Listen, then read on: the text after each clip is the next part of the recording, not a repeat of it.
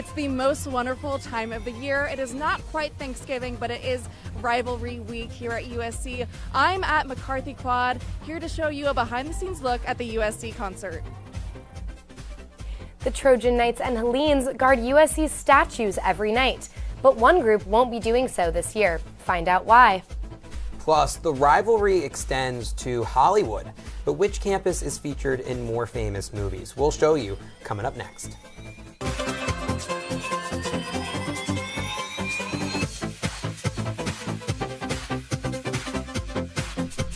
It's rivalry week, and kicking off the festivities is the Conquest concert headlined by Channel Trace. Hi, I'm Payton May. And I'm Stephen Noble. See It Live's Amelia Paz is live at the concert with more information on the planning behind it. Yes, that's right. I'm here live at McCarthy Quad. The concert is going to be beginning momentarily. There are students beginning to trickle in. Music is playing. There are food trucks available and merchandise for purchase. There are multiple performers that are going to be here tonight, including 2 alumni, Sam Short and Jensen McRae, and Nickelodeon star Matt Bennett.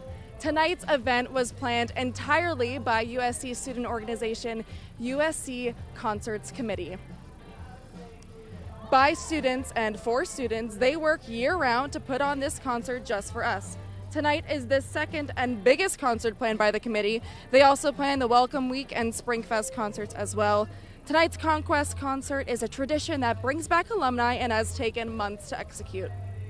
We really started honing in on the Conquest details basically the week after Welcome Back ended, so starting like 2 or 3 months ago at this point, and we started putting out offers, seeing what artists said, whether they were interested or not. We found that a few alumni artists were really interested in coming back and playing because it's the week of Conquest, UCLA versus USC. We just entered the Big Ten. It's a big year for us. And since then, it's been coordinating all the production, the staging we have back there, marketing the show, and designing graphics. And I'm so excited that it's come together. The committee's hard work has certainly paid off. In about an hour, McCarthy Quad will be packed to the brim, and the concert will be going on tonight till 11 p.m. Back to y'all in the studio. Thanks, Amelia. Looks like it's going to be a fun show. Breaking with tradition, the USC Hellenes did not camp overnight in the village for their usual Hecuba watch. This comes after campus activities gave them permission to guard their statue during Conquest Week. This decision was made in solidarity with student protests who were arrested on campus last spring. The Hellenes athletic director said she was proud of the decision to stay true to their values and not be complicit to what they felt was a double standard.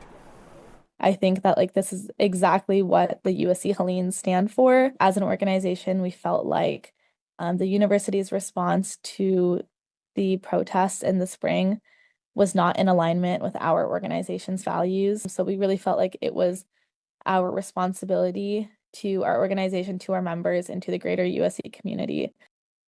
Meanwhile, another organization, the Trojan Knights, they're continuing their 80-year-long tradition of camping at Tommy Trojan overnight.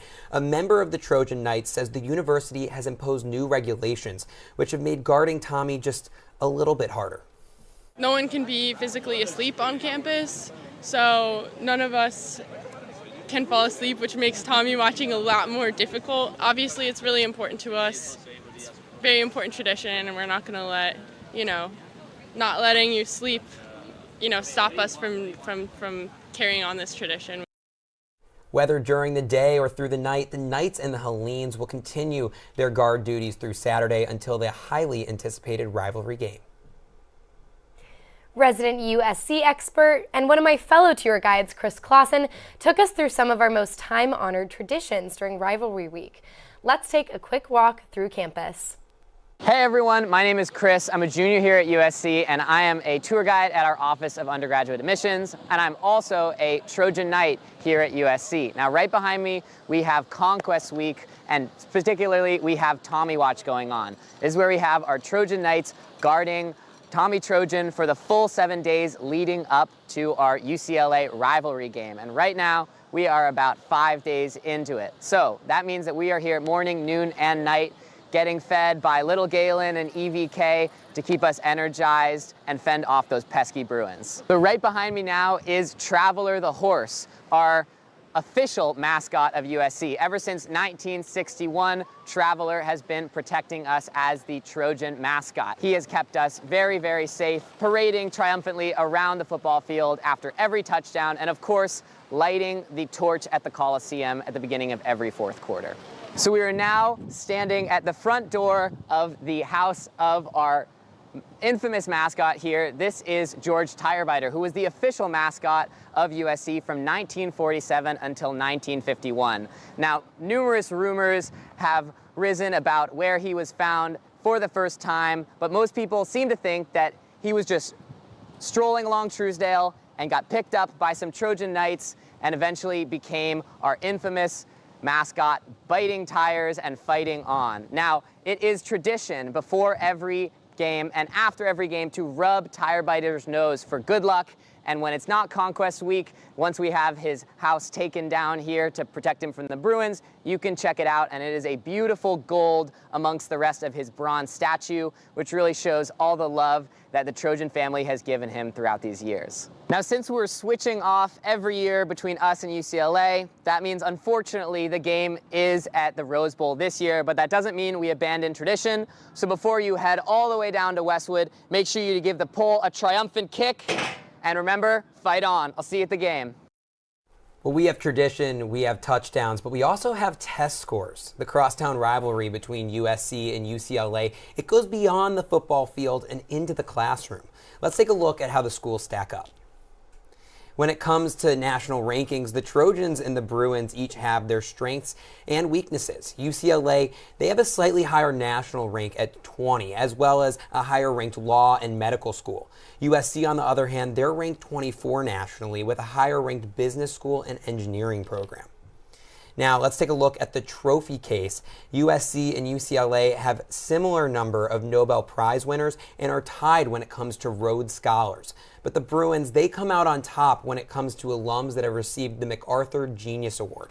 A professor who has academic appointments at both universities, he says he's just thankful for the resources that both schools offer. But in my case, the great advantage was that I could draw on the entrepreneurial, innovative opportunities at USC and bring in the rich public resources and public mission of UCLA, and thus kind of marry the two. Professor Torres Gill, he's not a Trojan and he's also not a Bruin. Instead, he calls himself this hybrid. He's labeled it a Truin. He says picking which school is his favorite, it's like asking a parent which child they love more. Forrest Gump. Now, can you believe it? After only 5 years of playing football, I got a college degree. USC has been a popular film location since 1925. More than 300 movies and TV shows have been shot here. They include movies like Forrest Gump and TV shows like How to Get Away with Murder. The Legally Blonde movies were filmed at both USC and UCLA. Hi, Woods, L. UCLA first started to be a choice for film and TV producers back in 1932, just a few years after filming began at USC. Several TV shows like Modern Family and Gilmore Girls were all shot at UCLA. Movies like Van Wilder were also filmed at UCLA. USC is in an area where there's definitely a lot more readily available parking. It's also very flat. So when you're pushing up heavy carts that might have a lot of lights, or if you're driving very large trucks and vehicles, it's so much easier to drive on a USC's campus. What USC looks like is almost like an Ivy League institution. Old brick buildings, old red brick, tree coverage everywhere, and it's very easy to cheat and make it look like other places. So the question remains, what's the better film school? Well, you have to be the judge. USC stars, they include directors George Lucas and Robert Zemeckis, as well as Will Ferrell and Miranda Cosgrove. UCLA celebs, on the other hand, they include director Francis Ford Coppola and Justin Lin, along with James Franco and Nicolas Cage. Speaking of USC alum Robert Zemeckis, his newest film here premiered last month. Zemeckis and lead actor Tom Hanks, they appeared at an early screening of the movie on USC's campus. A house divided. That became the reality for the Ramirez siblings when Danny decided to go to UCLA. And just a few years later, Marco chose the Cardinal and Gold. Before coming to USC, Marco was a supportive younger brother and actually a fan of the Bruins. He says those days are long gone. Both he and Danny believe the school rivalry has made attending games a lot more fun, but for their parents, they have trouble picking a team. We go together to the games with our mom and our dad, and it's funny. Each one of our parents will pick a side. So my mom would take USC, my dad will take UCLA. Or sometimes they're wearing both schools, like a USC jacket and a UCLA shirt. My mom's a sneaky one. For the last game, I was giving her a hard time because she showed up with a UCLA shirt, but a USC jacket zipped over. And it was one of the games where UCLA ended up winning. And so halfway through the game, she unzipped the jacket and she said, no, I've been a Bruin the whole time. So she gets the benefit of rooting for both. Danny says since she graduated, her parents have decided to put up a USC flag in front of their house. But she's confident that once Marco walks the stage in May, that flag will come down. Hey Trojan fans, the U.S. is experiencing the worst blood shortage we've seen in 20 years. Give blood this season and you can help save up to 3 lives each time. Join me and Abbott so we can save more lives together. Let's make Trojan Nation the #1 blood donor in the Big Ten. Rivalry Week's spirit of competition has actually united Trojans and Bruins to help save lives. Abbott Laboratories and the Big Ten, they've partnered to bring an over 2-month-long blood drive competition to all schools in the conference. It's open to more than just students, alumni, and fans. They're also encouraged to show out for their favorite school. Students have been heading into the mobile center throughout the afternoon to participate. Organizers explained why they went to college campuses to fight the blood shortage. We've seen a huge decline in people coming out to our blood drives, where we used to have 100 to 200 donations at one school, and it is now 50 to 80 donations. The best way to address this issue was harnessing students and the younger generation. So they thought the perfect idea would be partnering with the Big Ten and Abbott to address this blood challenge.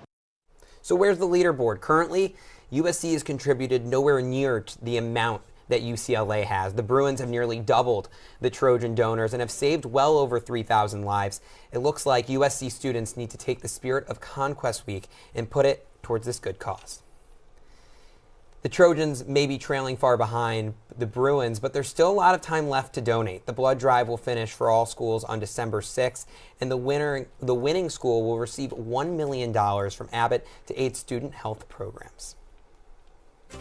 We went to UCLA to find out what the Bruins think of us, and our own students shared some of their thoughts on Trojan students.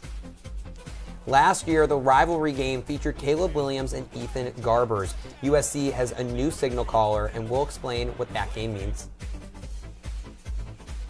But the game is much more than just each team's quarterback. We'll preview the players to watch in Saturday's game.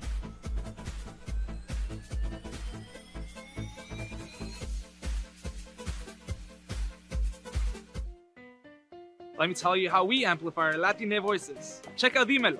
We have it all. Deportes. Entertainment. Noticias. ¿Qué tal? Soy Mariela Gómez y bienvenidos a Dímelo Ahora. Radio and podcasting. Comida y cultura. Digital social media. ¿A qué equipo le vas tú? LA Galaxy o LAFC? Dímelo is the only Latina-focused media outlet at USC. Dímelo, we have it all. Dímelo, we have it all.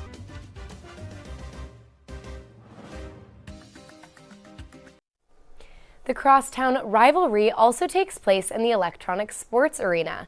Gamers from both schools are competing for prizes while spectators watch and cheer them on. It's called E-Conquest, and it's happening in Alumni Park. Both Trojan and Bruin esports players are battling right now in 6 different games. Amelia has made her way from the concert to the esports arena. Amelia, what's it like over there? The energy here, Payton, is quite intense. Behind me, if you look over here, you can see dozens and dozens of spectators watching rows of gamers competing at video games. I believe now they are playing the game Valorant, and USC has more kills, which means they are winning. But this tournament tonight shows just how far USC and UCLA students are willing to take this rivalry. I think something's happening right now. I'm not too sure. But as long as USC is still in the win, I'm a happy girl. But we'll see what happens tonight. Back to you all in the studio. Wow, Amelia, thanks so much for showing us that. Also joining us tonight is sports anchor Terrence Holton to break down the weekend's main event. Terrence, will the Trojans reclaim the victory bell this year? Well, you know, Peyton, I'm not all that confident in them winning this game, I gotta be honest. But the Crosstown Showdown is heading back to the Rose Bowl for the Battle of the Victory Bell. However, some are concerned that the new era of college football has ruined rivalries. Head coach Lincoln Riley spoke today about how the game still means a lot to all involved. I still think there's a lot of juice behind the games, a lot of excitement behind the games for fan bases, for players. I mean, it's still something that I know means a lot to the schools that are involved in them. Just, you weren't used to, like in the past, like one year a player was on this team and the next year a player was on the other team of a rival. Like that just didn't happen much. So that's a little bit just new age that we all got to get used to. This will be the 94th meeting between the two historic foes. USC leads the all-time matchup 50-37. However, the last 10 years have been a lot closer, with the Trojans up 6-4. Last year, the Bruins took home the victory bell, stomping out a lowly USC squad 38-20 in the Coliseum. Two quarterbacks are quite different from the last showdown in the Rose Bowl, as the Trojans' Jaden Mayava made his first start last week, throwing for 259 yards and 4 total touchdowns. Well, for the Bruins, it's two-year starter Ethan Garbers, who's thrown for over 2,000 yards and 14 touchdowns. Now we welcome you back to the studio, and Judo Kanyas and Caleb Carter, thank you guys for joining us. And guys, how big is a victory for USC? Well, it's not big at all. I got to be honest with you, Terrence. The reason why is because USC has been doing too much losing. Let's be honest. When you lose to Michigan, you lose to Minnesota, and you lose to the last place Maryland, I'm sorry if I'm not excited about you beating UCLA, possibly at best winning 7 games in the season, and then going playing Panera Bread State in a bowl game. I'm sorry if I don't care. Caleb, I got to stop you. That is completely wrong. We're talking about USC versus UCLA. This has been a rivalry that has been going on for now a century. I understand records don't mean much. USC's 5-5, they're 4-6, but the point is, when they get together on Saturday night, it's a rivalry to the blood. And I'm talking, this is why it's a huge game. See, and this is the problem with USC fans. Same thing with UCLA, right? When you have two historic programs at that, and you're doing so poorly in the season, there is no reason to care about this rivalry anymore. I mean, let's be honest, right? The USC team is supposed to be a premier team in this country. We are not that this year. I'm sorry if I don't care. USC is certainly not that, but at the end of the day, like I'll go back to, this has been going on for a century. These teams have battled through, and you talk about the historic nature, so forget the records. This is about having those bragging rights for a year, having that pride in the city saying, you know what, we got the victory bell here at USC. You know, sorry, Caleb, I'm going to cut you off now, but I'm just curious. Who are your guys' players to watch this game? Who's going to make a big impact for the Trojans? You know, I gotta be honest. It has to be Jaden Mayava, right? I mean, he's the new starting quarterback for the USC Trojans. You want to see him kind of build up a rhythm for this season, see what you have going into next season, possibly bring in some more recruits for next season, and then Jaden Mayava. I can't disagree because Jaden Mayava on the offense, but I'm going to switch it to the defense. I think a guy like Kamari Ramsey, the safety for USC, he was actually spent his 2 previous seasons at UCLA, was under Danton Lynn last year with UCLA, and this guy brings that fight to this USC defense. He's a hard-hitting safety, and honestly, the open field tackles are going to be major in a game where USC needs to be able to get opposing teams to the ground. You know, Jid, you just mentioned Kamari Ramsey. What about another guy who came over from UCLA? Let's talk about Danton Lynn. What does he have to do to win this game? I think certainly, and I think it has to be aggressive. You got to generate pressure. What I've seen from Garbers in these past 3 weeks, right? He has 6 touchdowns to 2 interceptions. When he's in a clean pocket, he can facilitate. The pressure hasn't been there, and when he's been rattled, he's struggled. So I'd like to see Danton Lynn, as he's done before, bring those heavy blitz packages early. Oh, Caleb, I apologize. I have to cut you off again. And while I'd love to discuss this game even further, Payton has been talking to students on each of their crosstown rivals, and let's just say some were less kind to the other on their rival school. That's right, Terrence. We have talked to students at both USC and UCLA, but first, we headed over to Westwood to see what they were talking about. Let's take a listen. I think of University of Spoiled Children. Spoiled kids. Ooh, probably boring. Probably don't really care about things that matter. University of Spoiled Children, but they have a great history department. Hi. Oh yeah. They do have a good history department. They do a good job at producing nerds who can't play football. And we need that in society too. Those students certainly did not hold back, so we also asked USC students how they're feeling about the rivalry. I think UCLA students wake up in the morning, look at themselves in the mirror, and cry because they have to walk up countless hills to get to every single one of their classes. I would frankly be overwhelmed. I hate UCLA because their students suck and their campus sucks. Thank you. Well, it looks like the feeling is mutual on both sides. Let's hope the teams are friendlier towards each other than their fans are on Saturday. You've seen USC Conquest Week, but now it's time for our segment, See It Later. If you're staying on campus this Thanksgiving break, there are many ways you can enjoy the holiday. So if you're staying on campus, here are a couple ways to celebrate. On Sunday, the University Religious Center will be holding a Thanksgiving-themed worship service. If you have no idea how to make a turkey, don't worry, you can pick up an entire Thanksgiving dinner at La Boucherie. And on Wednesday, make room for that big dinner because you can go run in the Los Angeles Turkey Trot. Thanks so much for watching See It Live. From everyone at Annenberg Media, I'm Stephen Noble. And I'm Payton May. For more coverage, don't forget to subscribe to our channel and turn on notifications so you never miss an episode. Have a nice Thanksgiving and good night.